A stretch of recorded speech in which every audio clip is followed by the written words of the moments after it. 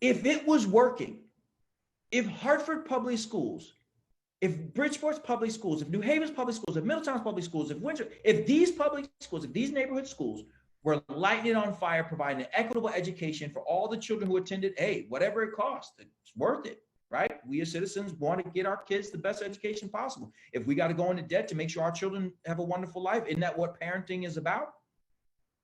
But that's not the case. We're paying almost as much as we pay to incarcerate a child to send them to schools in which they are more likely to be incarcerated than they are to go off to a four-year college. In the state of Connecticut, the top performing schools are either suburban, wealthy, or schools of choice, period. So magnet schools, VOTEC schools, VOAG schools, charter schools, and interdistrict choice are the highest performing schools in the state of Connecticut. So here's the irony. All those kids who are leaving those school systems are actually in better schools. They're actually in better schools.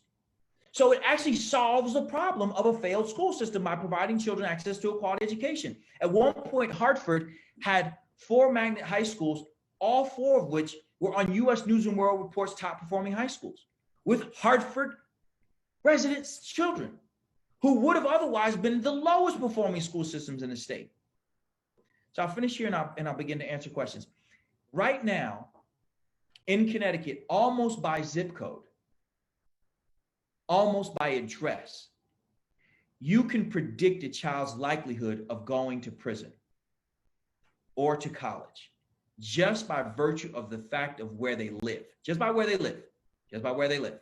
Not because they're smart or dumb, because they have involved parents or uninvolved parents, because they play sports, nothing other than their address. Nothing other than their address.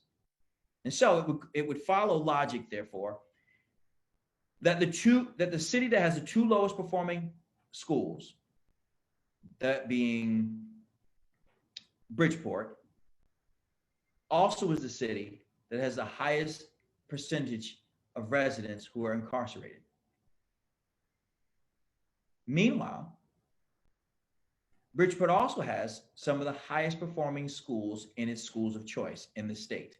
Same city, same children, different mechanism of determining where a child goes to school. That's the only difference.